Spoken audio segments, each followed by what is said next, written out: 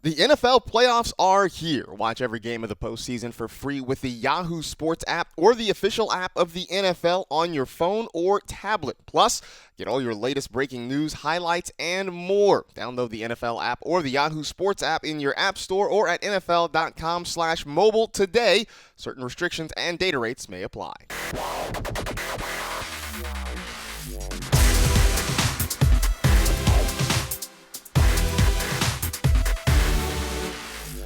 What is up? Welcome to another edition of the NFL Fantasy Football Podcast. It's me, your man, MG Marcus Grant, alongside the Fantasy Viper, Graham Barfield. Fabs, I think has a touch of the plague.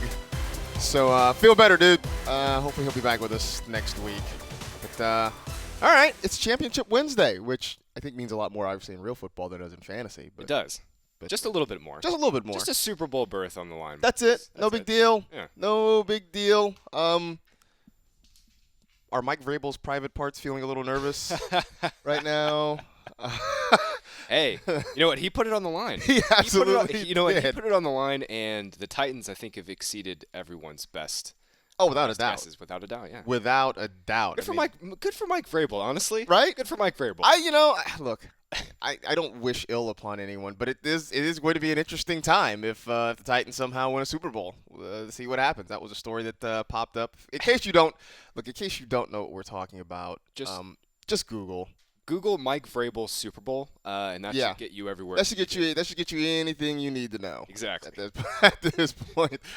Oh man. We will talk about the championship games though, for those of you who are still playing fantasy in some form or other. So we'll go through some of the big topics there, and also just some news and notes, some interesting stories that are football or football-ish that we might want to talk about. But before we do any of that, go behind the glass, talk to our faithful producer, Senior Edward L. Murphy, Esquire. Murph, what's up? Yeah, looking forward to the games this weekend. You have the high-powered offense team versus the ground and pound team and defensive team in the AFC, and you have pretty much the same thing in the NFC, the high-flying offense versus the ground and pound and defensive team, although I think the 49ers defense is a tad better than the Titans, but I'm sure you have quite a bit of nerves racking up before these Sunday's game. It's why right now I don't, but now we get to Sunday, it'll probably kick in on Sunday afternoon at some point. Right now, like, everything's fine. You wake up like trying to eat breakfast, it's just not going down. And, this is not happening. Sunday afternoon may be a bit of a different story. It's been a while. I mean, for 49ers fans, it's been a while since we've been here. So yeah, and also not to change topics, but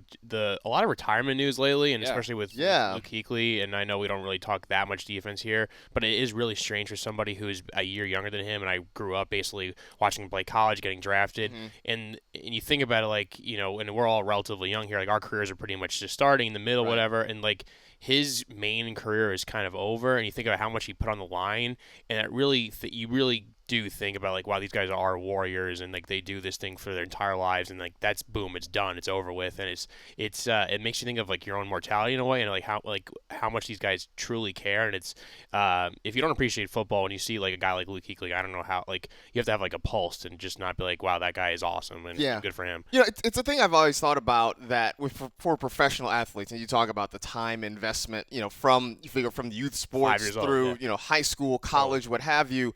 To put all that time and investment, and even for guys who play a long time. I mean, Tom Brady is, at the end of his career, he's going to retire. He's going to be, Tom Brady is a few months younger than I am, right? He'll retire, and in theory, you still have a lot of life ahead of you, right? Like, you have finished a career. Even guys like, Calvin Johnson retired at 30 years old, right? I mean, in football terms, yes, that is kind of old. But in real life terms, that's really young, man. Exactly, and I think football years is it's kind of one of those things like you mentioned. These guys have been putting their bodies on the line since they were like 10 or 11 years old. Right. That's a lot of hits to take over time, and Kuechly is obviously he's given a lot of hits too, and those add up. Yeah, absolutely. So actually, that's a good way to get into us doing a little bit of news.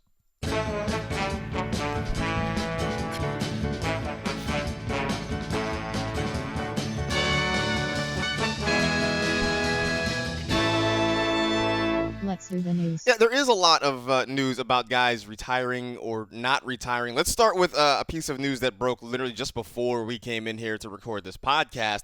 Larry Fitzgerald is not retiring, not yet at least. He signed a one-year, $11 million deal to return to the Cardinals for his 17th season, which is absolutely incredible. Believe it or not, Larry Fitzgerald led the Cardinals in receiving this past year. So, some things change, some things stay the same. I would think that in year 17, and Graham, I know we have said this multiple times, at some point he will pass the torch to somebody else, presumably that somebody else is Christian Kirk. But I also have a feeling that Larry Fitzgerald's still going to get drafted in a lot of fantasy leagues this year. Yeah, Larry Fitzgerald and Frank Gore must have the same trainers. They probably do. They've got to be sharing some sort of youth serum as well. That just I don't know, keeps their muscles and everything loose. I don't know, man. Fitz is never going to retire. He's never going to go away. But man, you're right. Cardinals have to do something else at some receiver. point. They've got to do something else, especially now since they're playing 4 receivers all the time. Right. They're going to certainly have to draft some guys. It'll be interesting to see how Hakeem Butler and Andy Isabella, the 2 guys they did draft, and Keyshawn Johnson too. Yeah. It'll be interesting to see how they use those guys moving forward, but they certainly are going to be in the market for a receiver, and this is the perfect rookie receiver class to do it in. But Fitz is back, man. He's gonna be back. He'll be playing full time in the slot. Right. He'll catch probably 60 balls again. He had 75 catches, just over 800 yards this past year. I'm not willing to give up yet on the receivers the Cardinals drafted. I mean, I'm with you. Isabella had a couple of big plays during the season. Keyshawn Johnson had, I think, a nice game or 2 during the year. Hakeem Butler we didn't even get to see because he got hurt before the season and didn't play. So I'm not really ready to quit on those, although we talked about this. When they signed Michael Crabtree, I think that was sort of a signal that some of those guys weren't quite ready. Yeah, not only that. I mean, I just think they were dying for bodies at that point, too, because it was right after the Butler injury, and it was pretty clear that Isabella was coming on slowly. I'm really interested to see how Andy Isabella plays in his second year, but there's Cliff Kingsbury and the Cardinals and Kyler Murray are going to be – they're going to be in the market for some receivers. I would think so. One guy who did retire, Antonio Gates, is finally hanging him up. He was synonymous with one of those guys that every time he made a play, somebody would always mention, Antonio Gates used to play basketball, right? Now every tight end used to play basketball. Right, pretty much. But he does retire as the all-time touchdown leader for the tight end position. I mean, one of the guys who reaches back into San Diego Charger history. I know it's not that far away, that long ago, but definitely during some of the heyday of the San Diego Chargers, played with LaDainian Tomlinson down there. Will always be remembered. And I guess this is a slam dunk. If we were doing a fantasy Ring of Honor, he is in there, right? 100%. I was looking back at actually his fantasy finishes since his rookie year. So from 2004 to 2016, Antonio Gates finishes a top 12 tight end every single year. From 2004 to 2007, he finishes the tight end 1, tight end 1, tight end 1, and tight end 2 in 4 straight years. I mean, he's seriously one of the gold standard players in fantasy football history. Yeah, I remember playing in a league with some friends for a while, and my friend who was the commissioner at the time said his tight end drafting motto was, if you don't get Gates, then wait. Yep. That was pretty much it. If you were going to reach for a guy at the tight end position, Antonio Gates was the one. Other than that, you just sit back and wait for somebody else later. Yeah, and the craziest thing, too, is Gates, outside of 1 year, maybe 2010, he didn't really miss games at all. Yeah. He was just consistently on the field and consistently scoring points. Yeah. Obviously later in his career, injuries sort of crept up, age sort of crept up. The Chargers have been trying to transition to Hunter Henry. I think last year they finally sort of got what they were hoping for in some ways out of Henry. And so, after a long, illustrious career, all with one franchise. I mean, he did play 2 years in Los Angeles, but he was a Charger from start to finish. That never happens anymore either. No. It's so cool. It really doesn't. I mean, I guess Larry Fitzgerald potentially could be the next one. We'll see what happens. We'll see what happens with Tom Brady if he leaves New England or if he comes back. But yeah, it's very, very rare now. So congrats to Antonio Gates on an outstanding career, and 5 years from now, I'm sure we'll be hearing his name called for Canton, Ohio. Marshawn Lynch, who came back at the end of this season because the Seahawks were desperate for running back help. He is not certain whether or not he is going to come back next year. I think we talked a little bit on Monday about his, protect your chicken, take care of your chicken, his quick press conference that he had. But he didn't say whether or not he's going to play next year. I would think some of it has to do with whether or not, how Chris Carson comes back, Rashad Penny comes back. I think it'd be fun to see Marshawn Lynch play, but I think his best days are long gone. Yeah, it was pretty clear too. He did not have the same burst in his legs. I mean, he could obviously still drive a pile. We saw him score 3 touchdowns, which was pretty incredible, but the burst is not there for Marshawn like it once was. Speaking of Hall of Famers, Marshawn Lynch is a Hall of Famer, right? I don't know. Okay, interesting. I don't know. What's your argument against it? Well, I think he had a really solid run at one point, but it was relatively short. Fair. Sort of like Terrell Davis, maybe. Yeah, and I know Terrell is in obviously, and TD is one of our colleagues here and is a great guy. I just think for Marshawn, his run was amazing, but it was basically 4 years. Yeah, he did have those 2 years where he ran for 1,000 yards in Buffalo, which I think people forget about the Buffalo portion of his career. He was awesome. He was awesome in Buffalo. He caught 47 balls his second year. I mean, he was really good. Mm-hmm. I think Marshawn will get in. I'm with you that he's probably on the cusp, but he'll eventually get in. I don't think he's a first ballot guy, but he's given us so many just fantastic moments, was a part of so many fun teams, and scored so many touchdowns. I think the Hall of Fame voters, once some time passes, they're going to look back on Marshawn's career and think of him really, really positive. And I also think with Marshawn, and I said this a few years ago with Frank Gore before he decided to play forever, that I think we're going to look back on running backs kind of this era and the years previous, and we're going to look at them differently now. As the position sort of gets diversified, as you have so many more committees, you're going to look back at the guys who would regularly get 250, 300 carries a year and say, wow, these guys were actually, because of the way the position has changed, because of the way teams use running backs, I think we're going to look at these guys differently maybe 10, 15 years from now. So like a guy like Marshawn Lynch, you look at him now and you're like, I don't know. I think if the running back position continues to go the way it's going, you're going to look back and say, man, that guy was really good. Yeah, so, I mean, he had over 300 touches in 4 straight years with Seattle. I mean, that just outside of like you mentioned, very rare few. That just doesn't really happen that much anymore. Yeah. So we'll see what happens with Beast Mode, whether or not he comes back. I suspect we may have seen the last of him in an NFL uniform. He will go back to Oakland, and where he is pretty much the unofficial mayor. Yeah. Well, do you think he's going to go to Vegas and start serving shots in the parking lot? I would not be surprised. Would not be probably surprised. See some beast mode in Vegas. Wouldn't be surprised at all. The Bears are hiring a new offensive coordinator, Bill Lazor, who was everybody did their best Dr. Evil when he was running things in Cincinnati. He's going to take over as the OC there. There's also the OC in Miami for a couple of years in 2014 and 2015. Look, there are so many things. Here's the thing. The Bears seem to have pieces, right? I guess the biggest question is Mitch Trubisky, right? We know David Montgomery can be a good running back. Allen Robinson is there at the wide receiver spot. I think they've got some other pieces there. But it's just about whether or not Bill Lazor can make something out of Mitch Trubisky, which will determine how far this Bears offense can go now. Yeah, Mark Helfrich was there for the past 2 years, and it's pretty clear that Trubisky just sort of is what he is. At this point, I'm not entirely excited that Bill Lazor is going to come in and change Mitch Trubisky's career. I mean, in 2017 to 2018, Lazor, in my opinion, was one of the 10 worst offensive coordinators in terms of what he was designing, and their production too is just right. Brutal. I mean, they were bottom half of the league in yards gained, bottom half of the league in points scored too. Look, I think Bears fans and the Bears organization knows that Trubisky long term, outside of some sort of miracle this coming year, is probably not their guy. But yeah, I mean. So I'm not entirely excited about the Lazor brain trust. Yeah, I mean, I don't know if people are, but you can go back and make the case that before this year, Ryan Tannehill had his best season under Bill Lazor. That's fair. So I don't know if that was also before the Adam Gase True. So I mean, I don't know if that's part of what the thinking is. Maybe it is. Maybe this is sort of like we talked on Monday about the Rams hiring an offensive coordinator.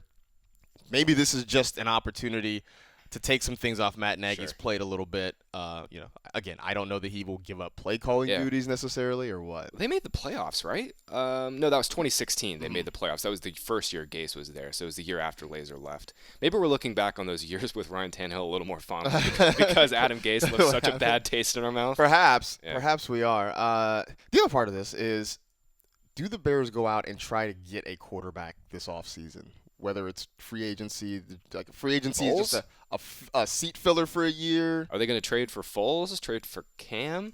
Maybe. That'd be fun. I feel like Cam is a slightly longer-term solution than maybe Nick Foles is. Sure. Nick Foles is, I think, a one-year deal, and you hope that somebody next year in the draft falls your way.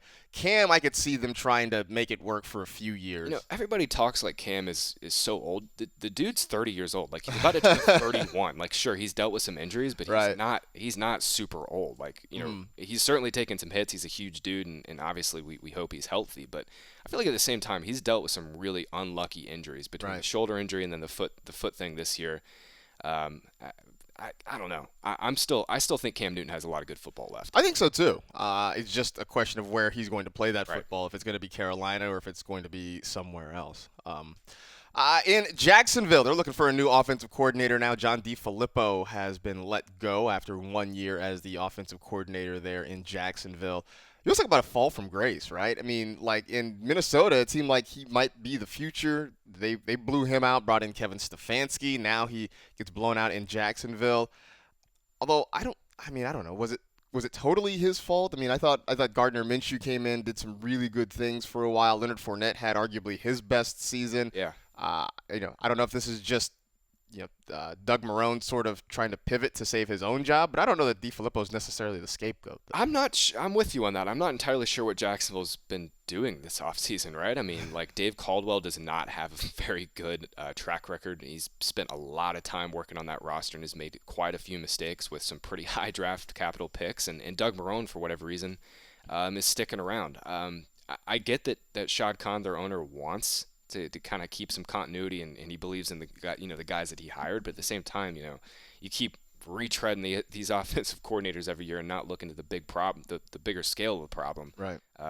Jags fans cannot be happy right now. Gardner Minshew is going to be their starting quarterback next year. Yes, right? 100%. Okay. 100%. He deserves to be, for what it's worth. I agree. Yeah, I mean, they have so many good receivers. Their offensive line is not terrible. Fournette finally had a good year. Stayed healthy. I think Gardner Minshew definitely deserves to see a full year, full offseason, see what he can do. Well, and on top of that, if the Jaguars can find some way to get out from underneath at least a portion of Nick Foles' contract, I think you sort of have to try that. I think you kind of go with that Seahawks model of how they had Russell Wilson playing so well for relative pennies for years. The Jags spent I believe it was like 25 or 30 million guaranteed on Bortles in 2018, and then they gave Foles all that money. Yeah. It's not great. Good luck with that. Not great. Good luck with that. All right, there you go. That's pretty much everything you need to know.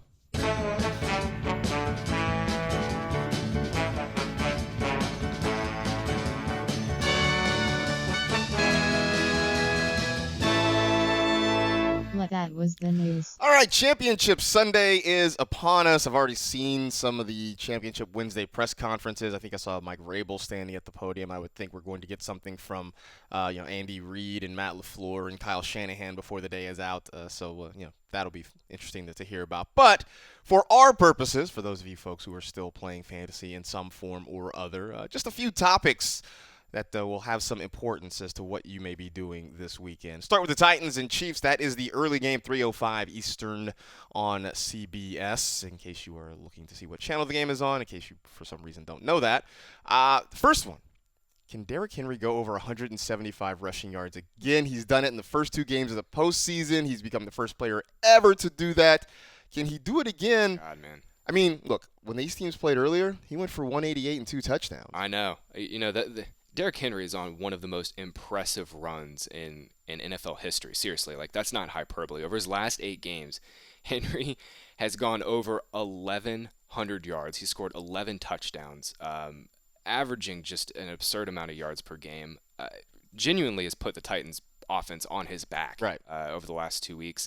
And now he gets another great matchup against this Chiefs run defense that I mean, we were picking on it all year. They were one of the worst run defense in the NFL, bottom 6 in yards per carry allowed, bottom 10 in explosive gains allowed on the ground.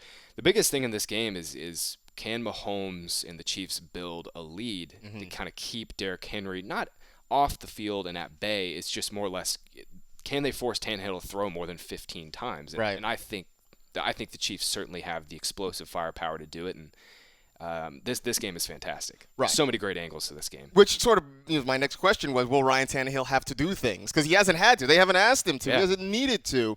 And I do think so. Last week, it sort of worked out in the sense that the Ravens and the Titans kind of wanted to do the same things. They wanted to play defense and run the football. And, obviously Lamar Jackson had to throw the ball a ton of times because they fell behind and were trying to play catch up a lot. This is going to be different because you mentioned Patrick Mahomes. He will throw the ball a lot because that's what they do. He is probably going to be more explosive and more efficient than that Ravens passing game was just because he's got more weapons, right? So yeah. I would think that this is going to be a week where Ryan Tannehill is going to have to throw the football. He's going to have to break 100 yards passing, I think, in order for the Titans to win this game. Yeah, and the Titans have barely trailed this postseason. They've only trailed on 30 plays so far. I mean, they've just not been behind at all. They've just been able to ground and pound. Look, Lamar played poorly in that against the Titans, but he left a lot of plays on the field. Yep. And Patrick Mahomes, look, it was one bad game for Lamar. Patrick Mahomes is not going to leave some of those plays on the field. He is gonna have a big day. And the Titans, for what it's worth, too. I mean, I know Derrick Henry has been a monster, but Travis Kelce just came off literally one of the best games for a tight end in playoff history. And the Titans really struggled against tight ends kind of quietly to end the year last year. They finished, I think, allowing the fourth most receptions to tight ends this past year. So Kelce is just in another amazing spot here too. Would you throw A.J. Brown into any lineups this week? I mean, he hasn't done much, but again, that goes back to Tannehill not having had to throw the football. They haven't had to target him. They haven't had to throw it to him. Yes, for sure. I know you've been on this all year too, Marcus. Is like the Chiefs are really good at limiting boundary receivers, but they struggle against the slot. But I would have to imagine the Titans will move Brown into the slot here, right? I would think so, right? Yeah, get some good matchups. Got to move him around. It's weird because even when they played earlier in the year, like I mentioned, Henry had the huge game. Tannehill didn't do a ton. He had a couple of touchdown passes. I think he had 2, maybe 3 touchdown passes in that game. But I think he had fewer than 200 passing yards. But I think again he's gonna have to do something to make it work.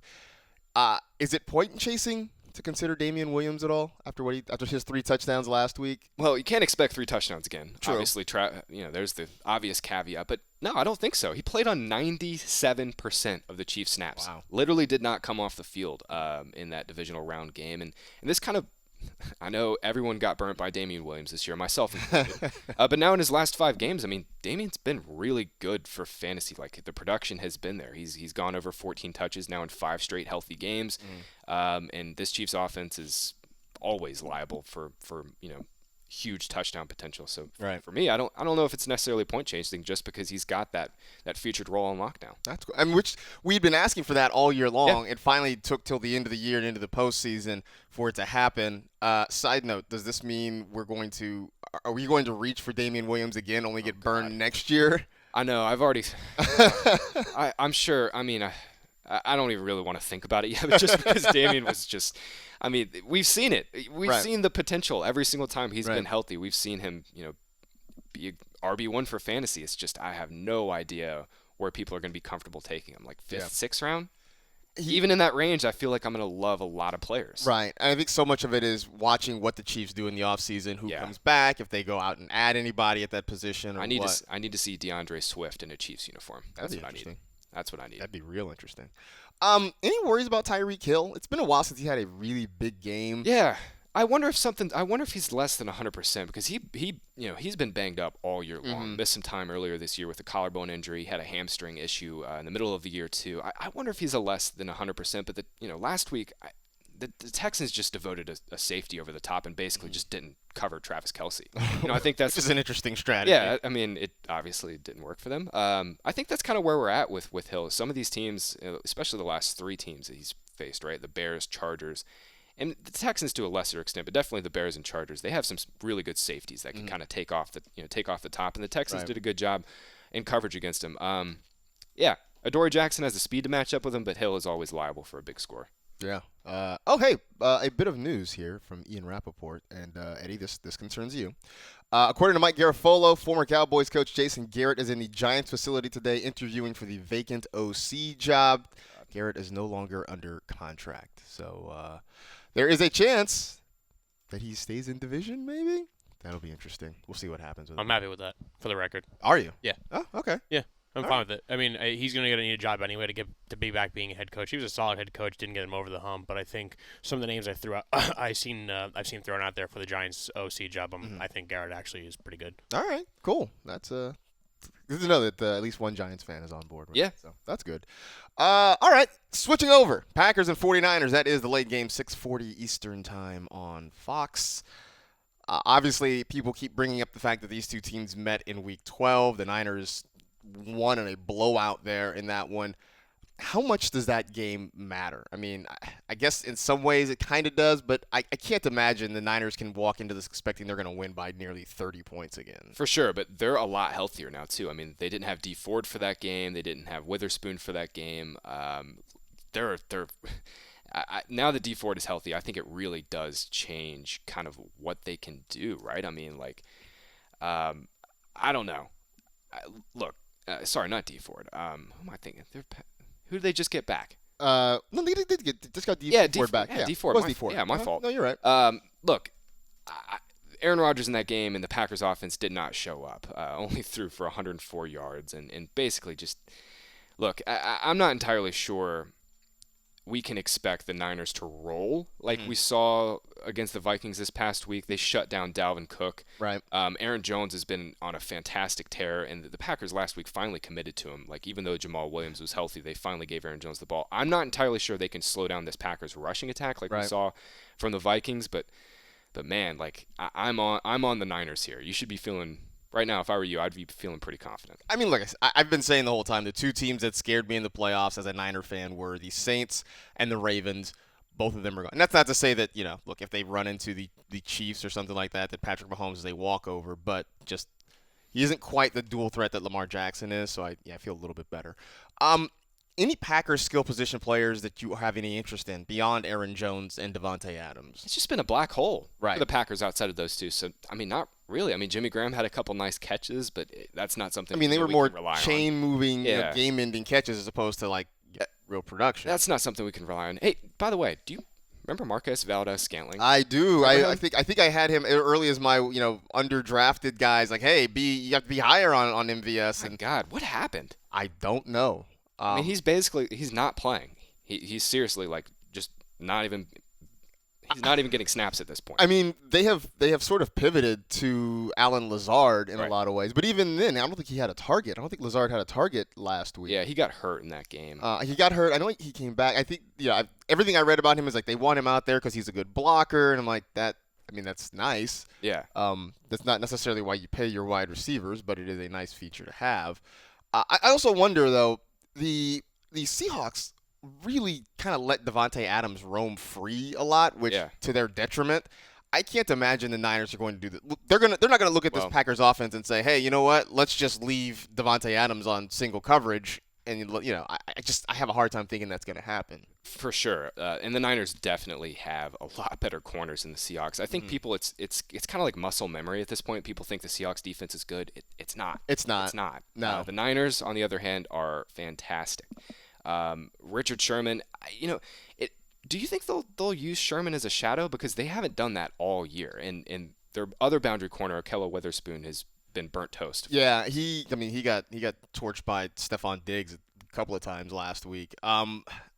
That would be interesting, actually. I think it'd be an interesting matchup to see Sherman go all over the field, because after a while, if you're Matt LaFleur, you just figured how to get Adams on Witherspoon and let him cook. Right, yeah, exactly. And, the Niners, I don't think they've traveled Sherman with any individual receiver. I don't believe so either. It'd definitely be a diversion from their usual game plan, but maybe a smart one. What I bet we'll see is Adams getting a lot of safety attention. Jaquiski Tartt is back now too, which is definitely help in that respect. That's who I blanked out on earlier. There it is. Tartt, yeah. He's back. Yep. All right. So if you have to pick a QB from this one, Aaron Rodgers or Jimmy Garoppolo? I want to say Jimmy Garoppolo, just because the Niners are favored here. Packers secondary has kind of been suspect, but I think Aaron Rodgers is going to have to chase this game, and whenever Aaron Rodgers has to chase and play from behind, that's usually fantasy gold. So I'll go Rodgers.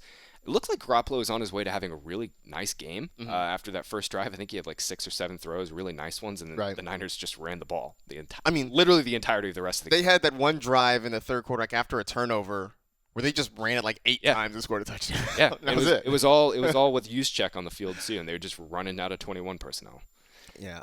So speaking of Niners running backs, now what? Right? Like we were all thinking, hey, this is Raheem Mostert. He's going to be the guy, right? And then it turns into the Tevin Coleman game. So I throw up my hands at trying to decipher what Kyle Shanahan is doing with his running backs right now. Oh man, you and everybody else. Tevin Coleman coming off just 5 carries and basically less than 5 carries in 4 or 5 straight games and comes out and gets 20 carries. Shanahan's just going to ride the hot hand. Pretty much. It could be Mostert, it could be Breida, it could be Coleman. He's got 3 very talented running backs, and he's very wise, even though it frustrates us for fantasy. He's very wise to use all 3 of them. Yeah, I mean, again, the difference between real football and fantasy is that what is great in real football, that unpredictability drives us insane because we want to know who's going to be back there and who's going to get the touches and that sort of thing. Look, Kyle Shanahan, like his father before him, is very good at throwing wrinkles in those sorts of things, especially with running backs. If you had to pick a 49ers receiver, is it Deebo Samuel or is it Emmanuel Sanders? I think it's Deebo. I think he's asserted himself here as their number 1 receiver, and you can kind of tell just based on how Shanahan's using him. Not only is he getting put in the right spots, I think to kind of show his yak ability, they're obviously using him as a running back and kind of getting him involved near the line of scrimmage on some screens. Packers corners just have no shot at stopping Deebo too. He is so explosive in the open field. I think this is kind of where this game is won in a sense, is what can the Niners do through the air, because we know they're going to have some level of success on the ground. That's Shanahan's run offense always travels, but in this game, it's what can they do to get Deebo and Sanders into space, and I'm really excited to see what Shanahan schemes up with their pass attack, because the Packers have been leaky all year. Yeah. Deebo Samuel, in some ways, sort of reminds me of a younger Anquan Boldin. I like that. I like that a lot. A guy who's not, he's not necessarily blazing fast, but is good with the ball in his hands, is strong, is hard to tackle. It's just that's who he makes me think. Man, that makes a lot of sense, because back when Anquan Boldin was in college at Florida State, they used him as a running back, as a quarterback. Was fantastic. Obviously, Bolden's one of the best players ever after the catch. I like that comp a lot. Yeah. That's when I watch him, he makes me think of Anquan Boldin quite a bit. So, all right, there you go. Those are your championship games. They both should be very entertaining. By the end of Sunday, we will know who is playing in Super Bowl. What is it? 54, right? It's LIV, I think, this year. Live.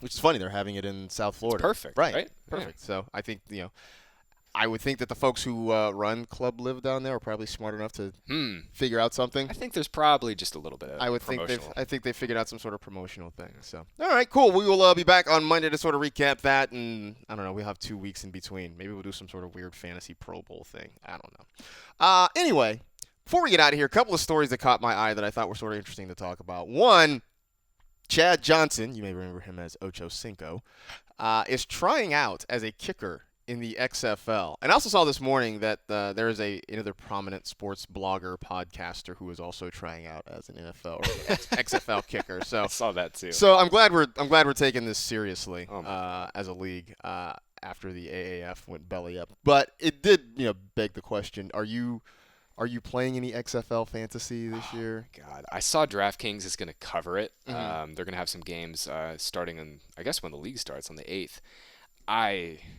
I'm going to see how it goes.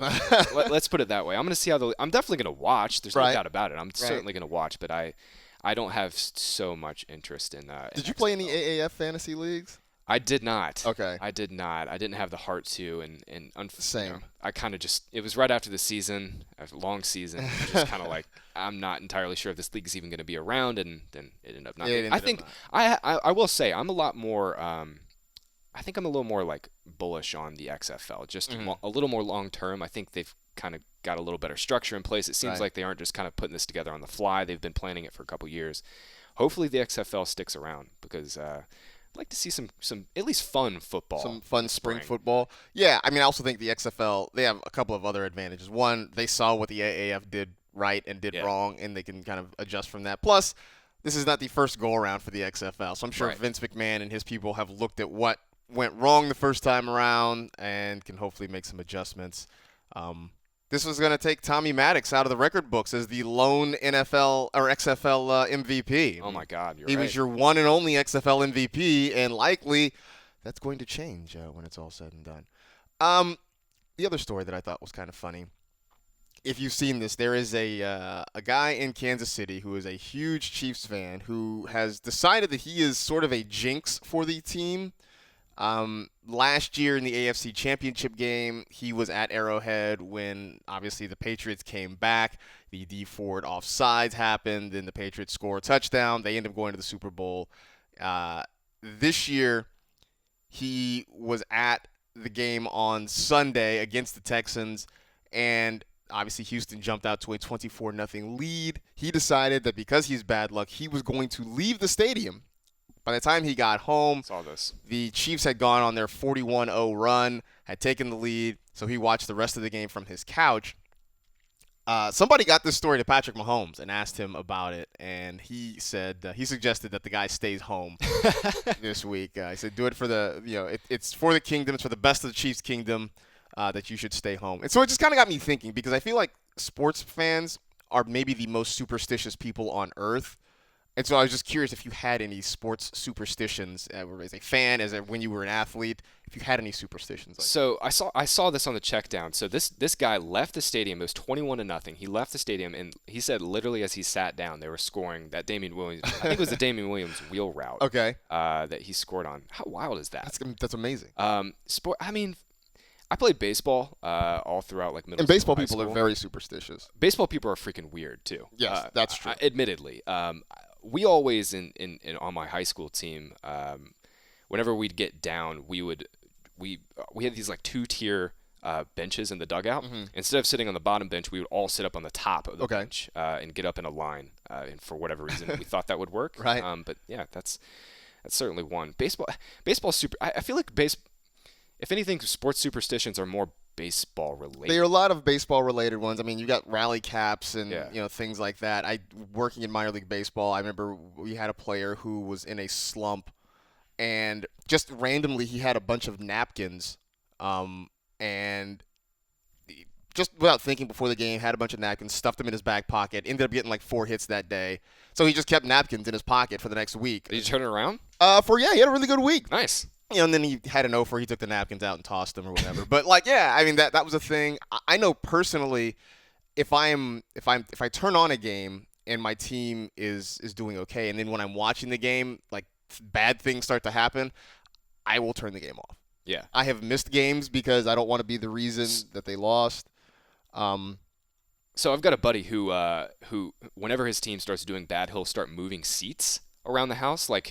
So instead of if he's sitting on the sofa or whatever, his team starts going down, he'll move around on the to another chair. Try to get some sort of momentum going, get some sort of rally going. I understand that. Yeah. Sort of like that. I used to do a thing back. This was back when USC football really had it going under Pete Carroll. I had this belief that I had to wear at least one item of USC clothing during their games. If I was wearing some USC clothing and they lost, that's just because they played bad or something happened. If I wasn't wearing anything and they lost, I sort of felt personally responsible for it, even though I know that makes no sense. I will never forget when they were a 41-point favorite to Stanford and lost at home at the Coliseum, and I was not wearing any USC clothing. I felt, and I was out. It's not like I could run home and change and put on a T-shirt. I was out, and so I was like, they're a 41-point favorite. Why am I going to stay home and watch this? It's going to be a blowout. And I found out later they lost, and I was sort of inconsolable for a couple of hours because I felt like it was totally my fault that they lost. It was your fault, Marcus. It is. Totally your fault. I still believe that. I still believe that if I had put on a T-shirt or some socks or something, that they would not have, and the name Tavita Pritchard would have just been lost to history and not become a part of Stanford lore. So there you go. All right. That's it. I think we are done. Hopefully you enjoy your weekend for championship weekend. You know the drill. Tell 2 friends to tell 2 friends. Rate, review, and remember, if you don't annoy your siblings occasionally, they'll think you don't love them anymore. We'll see you on Monday.